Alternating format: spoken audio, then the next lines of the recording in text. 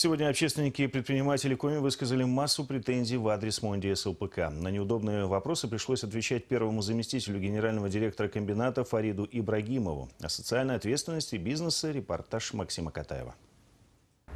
Открывая сегодняшний круглый стол, председатель Общественной палаты Коми Маргарита Колпащикова поблагодарила первого заместителя гендиректора Монди СЛПК Фарида Ибрагимова за то, что топ-менеджер принял их приглашение. Общественники до последнего опасались, что руководство комбината проигнорирует встречу, и эта акция станет игрой в одни ворота. В последнее время в адрес комбината накопилось слишком много претензий.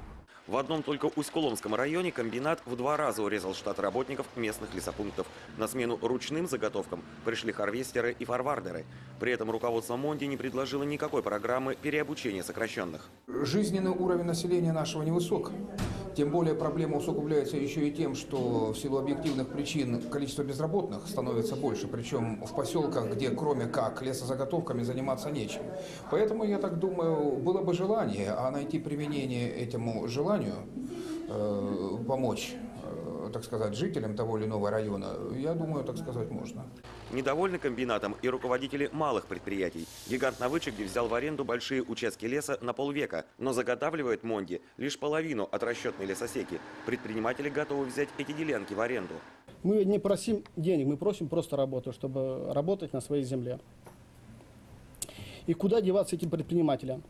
Они почти все являются, как я уже сказал, градообразующими предпринимателями своей деревни. Пускай у них работает 20 человек, но не работает эта деревня. Они заготавливают дрова для тех же садиков, для пенсионеров, пилят доски.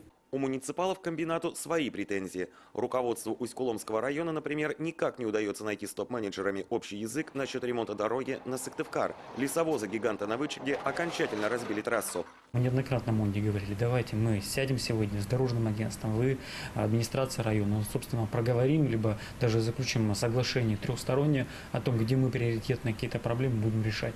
Говорим, но вот пока движения об этом нет. У экологов к комбинату тоже есть вопросы. Жители Сыктывкара и Эжвы постоянно жалуются на грязный воздух. По словам «Зеленых», количество вредных выбросов в атмосферу после завершения проекта СТЭП не уменьшилось, а увеличилось. Кроме того, на свой продукт комбинат ставит знак FSC. Он предполагает соблюдение международных требований к лесозаготовкам. Эта система сертификации, она предполагает очень жесткие требования по коренным населениям, проживающим на территории вырубок. И цепочка этой сертификации, выдачи права пользоваться знаком этой сертификации, она предусматривает соблюдение неких норм и правил от делянки до конечного потребителя. По некоторым сведениям, со своих делянок в Краткеровском и Усть-Куломском районах Монди вывез далеко не всю древесину. Лес просто оставили гнить. Кроме того, сельские жители утверждают, Монди вырубил тайгу вблизи их сел, тем самым лишил ягодно-грибных мест. Был такой период, действительно очень такой плохой период, когда, можно сказать, никакого вообще диалога не было ни с общественностью. И само собой это было результатом того, что не было, может быть, какой-то большой заинтересованности Монди более серьезно обращать внимание на жизнь вообще местного населения.